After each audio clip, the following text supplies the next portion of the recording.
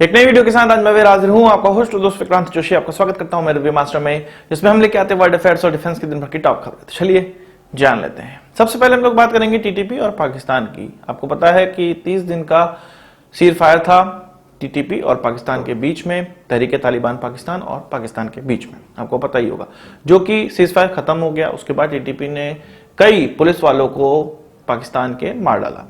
अब पाकिस्तान ने सोचा कि एक रिटेलिएशन करेंगे, टीटीपी को मुंह तोड़ जवाब देंगे। अफगानिस्तान के कुनार प्रांत में पाकिस्तानी एयरफोर्स के द्वारा एक हमला किया गया, एक गेस्ट हाउस पे हमला किया गया, जो कि ये माना जा रहा था कि टीटीपी के लड़ाकों का एक गढ़ है। पाकिस्तान से बॉर्डर क्रॉस करने के बाद लड़ाके यहीं पे जुटते हैं।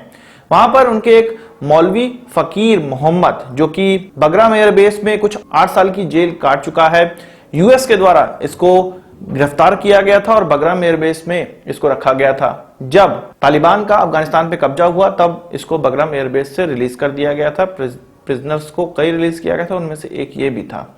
ये व्यक्ति जब गेस्ट हाउस पर जाने वाला था, मतलब इन टीटीपी के लड़ाकों से मिलने के लिए अपने घर से होकर गेस्ट हाउस तक जाने वाला था, तो एक ड्रोन के माध्यम से बम गिरा। इस गेस्ट हाउस के अंदर बम गिरा, जो कि पेनिट्रेट करके, जैसे कि स्पाइस 2000 था, पेनिट्रेट करके अंदर एक्सप्लोड होना था, पर ये एक्सप्लोड हुआ नहीं। 2 बम इस प्रकार के ड्रोन के द्वारा गिराए गए, पर ये एक्सप्लोड नहीं हुए। क्यों नहीं हुए, आगे हम लोग बात करेंगे। पर सबसे पहले हम लोग बात कर लेते हैं, खबर किस में निकली है। रॉयटर्स में निकली है, कई अन्य और अखबारों में निकल के आई है। ऐसा मैं कहानी नहीं बना रहा हूं, ये रॉयटर्स और अन्य अखबारों में निकलकर सामने आई है। तालिबान के सोर्सेस ने ये चीजें बताई हैं। ये सारी चीजें पूरी मीडिया में निकलकर सामने आई है। ये क्लियर नहीं हुआ है मीडिया में कि ये यूएस के द्वारा आक्रमण किया गया था, ड्रोन अटैक किया गया था, या पाकिस्तान के द्वारा ड्रोन अटैक किया गया था। यूएस के द्वारा आजकल में कोई ड्रोन अटैक किए नहीं जा रहे हैं। ये सीधे सीधे पाकिस्तान का रिटेलिएशन था और पाकिस्तान की सोशल मीडिया पे इसका क्रेडिट भी लिया जा रहा है। पर ये जो अनएक्सप्लोडेड बम है, इसका कोई भी क्रेडिट नहीं ले रहा है। ये यहाँ पर एक्सप्लोडेड बम है, चीनी बम। एक्चुअल में रेनबो ड्रोन्स, जो कि बराक ड्रोन के नाम से भी जाना जाता है, पाकिस्तान इसका निर्माण भी करता है। चीन का CH-3, जो कि पाकिस्तान इस्तेमाल करता है, इसमें एक मिसाइल इस्तेमाल की जाती है AR-1, जो कि हेलफायर मिसाइल का डुप्लीकेट मिसाइल है। ये जब फायर की गई तो अंदर तो घुसी, ये उस गेस्ट हाउस के अंदर तो घुसी, पर एक्सप्लोड नहीं की। इसमें किसी को कोई भी नुकसान नहीं हुआ। हाँ, मिसाइल के गिरने और वहां पे बिल्डिंग टूटने से जिन लोगों को थोड़ा सा इंजरी हुई होगी, वही केवल इंजरी हुई है इस बम के माध्यम से, बाकी कुछ नहीं हुआ है। पाकिस्तान ने सोचा कि टीटीपी के टॉप लीडर को मार दिया जाएगा, पर क्या करें, जब उनके पास चीनी हथियार हैं जो कि कभी भी धोखा दे सकते हैं, तो उस पर ये इतना विश्वास कर कैसे सकते थे कि इतने हाई इंटेंसिटी के टारगेट को नष्ट करने के लिए इन्होंने चीनी हथियारों का इस्तेमाल किया। बहरहाल जो हुआ सो हुआ, पाकिस्तानियों का मुंह चोखा हो गया है। कुछ पाकिस्तानी तो ये भी मान रहे हैं कि किसी प्रकार का हमला नहीं था, ये केवल दुर्घटना हुई है, जो कि उनकी इंटरनल गेस्ट हाउस में दुर्घटना हुई है। ये किसी प्रकार का ड्रोन अटैक नहीं है। पर जो जानते हैं वो ये मानते हैं कि ये चीन के बम के फुस्सी निकलने का सबूत है। बात करते हैं अभ्यास ड्रोन की, जिसको कि डीआरडीओ के द्वारा बनाया गया है, डेवलप किया गया है। ये एक high speed expendable aerial target है, सिस्टम है ऐसा, जो कि मिसाइल की टेस्टिंग्स के लिए इस्तेमाल किया जाता है, डीआरडीओ के द्वारा भी इस्तेमाल किया जाता है, या अन्य हमारी आर्मी के तीनों अंगों के द्वारा अपनी मिसाइल की टेस्टिंग करने के लिए, ट्रायल करने के लिए इसको टारगेट की तरह इस्तेमाल किया जाता है। डीआरडीओ के द्वारा HAL को इसका ऑर्डर दिया गया है। HAL को करना क्या है, इसकी मैन्युफैक्चरिंग करनी है, इसको असेंबल करना है, इंटीग्रेशन करना है, टेस्टिंग करनी है और सप्लाई करना है डीआरडीओ को।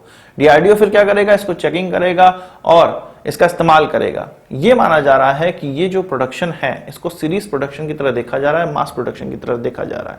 डीआरडीओ क्योंकि कई ऐसी मिसाइलें डेवलप करता है जिसको टारगेट की आवश्यकता पड़ती रहती है, तो डीआरडीओ तो ग्राहक बनेगा ही, साथ ही हमारे सेना के तीनों अंग भी ग्राहक बनेंगे, जब ये जो HAL के द्वारा डिलीवरी है वो अच्छे से सुनिश्चित कर ली जाएगी।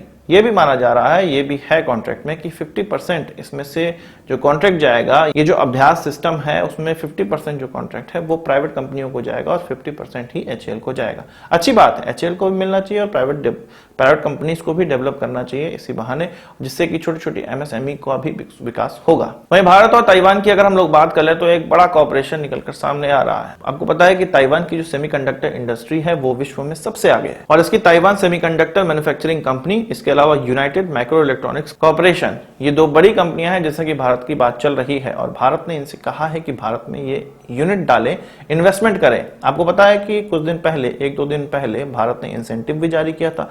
कुछ 76,000 करोड़ रुपए का, जिसमें कि इन्वेस्टमेंट भारत सरकार के द्वारा किया जाएगा। ताइवान के साथ हाथ मिलाया जा रहा है। इसकी 2 मीटिंग भी हुई है। ये ग्रुप जो बना हुआ है, जो कि ताइवान और भारत के बीच में ये कोलैबोरेशन करने का प्रयास कर रहा है, उसमें भारत और ताइवान की तरफ से ग्रुप भी बना हुआ है। 2 मीटिंग भी हो चुकी है, अगस्त और सितंबर में हुई थी, जिसमें कि डिसाइड हुआ था किस तरह से लोगों को एजुकेट करना है, कहां कहां पे ऐसी लोकेशन है जहां पर ये यूनिट डाली जा सकती है, इन्वेस्टमेंट कितना लगेगा, समय कितना लगेगा। ताइवान अगर भारत में इस प्रकार की यूनिट डालता है तो भारत को अपने जो डोमेस्टिक यूजर्स हैं उनके लिए तो सेमीकंडक्टर चिप्स डिजाइन करने और मैन्युफैक्चरिंग करने में सहायता तो होगी, विश्व में भी हम इसका एक्सपोर्ट कर सकते हैं और एक हब बना सकते हैं भारत को। यहां पर प्रॉब्लम एक ये है कि ताइवान में जब इन कंपनियों के द्वारा कोई निर्माण किया जाता है तो उससे 100-150 अलग अलग कंपनीज जुड़ी हुई हैं जो कि हेल्प करती हैं। तो इन 100-150 कंपनियों को भी भारत में आना पड़ेगा सप्लाई करने के लिए। ये यहाँ पर मेन टास्क है जिसमें समन्वय बनाना पड़ेगा और इसी में समय लगने वाला है। इससे पहले ताइवान की इन दोनों कंपनियों के द्वारा अमेरिका में भी एक यूनिट डाली जा चुकी है। इसके अलावा जापान से भी वो बात कर रहे हैं। तो भारत भी इसी कड़ी में एक देश है और भारत ने इंसेंटिव देने के लिए 76,000 करोड़ रुपए भी जारी कर दिए हैं। वही बात कर लेते हैं AK-203 की। आपको पता है कि अभी पुतिन की जब यात्रा भारत की हुई थी तो दोनों ही देशों के बीच में कॉन्ट्रैक्ट साइन हो गया था और इस जो गन के निर्माण के लिए अंतिम जो स्वरूप था उसको पूरा कर लिया गया था, पर अभी भी ये पूरा नहीं हुआ है। इसके निर्माण स्टार्ट करने के लिए अभी 2 ऐसे कॉन्ट्रैक्ट बचे हुए हैं जिनको साइन करना इस महीने बहुत ज्यादा आवश्यक है, तभी जाके इस गन का निर्माण भारत में हो सकेगा। इसमें रोसोबोरोन एक्सपोर्ट के साथ टेक्नोलॉजी ट्रांसफर का साइनिंग करना है। इसके अलावा भारत की जो ऑर्डिनेंस फैक्ट्री बोर्ड थी, जो कि कॉर्पोरेटाइजेशन के बाद advance weapon and equipment India limited, इनमें से एक कंपनी जो बन गई है, उसका भी अलग अलग जो लोकल कंपनीज हैं या छोटे पार्टनर्स हैं उनके साथ उनको कॉन्ट्रैक्ट साइन करना पड़ेगा, तब जाके इसका भारत में निर्माण हो सकेगा। क्योंकि पहली 70,000 जो राइफल्स आएंगी उसमें 70% इंडियन इंडिजिनस पार्ट होने वाले हैं। तो इस प्रकार की ये 2 कॉन्ट्रैक्ट जल्द ही साइन होने आवश्यक है, तभी जाके इन गन्स का निर्माण होना स्टार्ट होगा। क्योंकि भारत और रशिया के बीच में, भारतीय कंपनी और रशियन कंपनी के बीच में ये जॉइंट वेंचर है, इसलिए इस प्रकार के और कॉन्ट्रैक्ट अभी बचे हुए हैं। तो आज की इस वीडियो के लिए बस इतना ही। आशा करता हूँ वीडियो पसंद आया होगा, आपको एक बड़ा हमसे जरूर देंगे। इस वीडियो से मुझे सवाल सुझाव हो कमेंट बॉक्स में जरूर लाइएगा और यदि आपने हमारा चैनल तो सब्सक्राइब नहीं किया उसे भी कर लीजिए, क्योंकि हम इस प्रकार की वीडियो लाते रहते हैं। नमस्कार, थैंक यू, जय हिंद।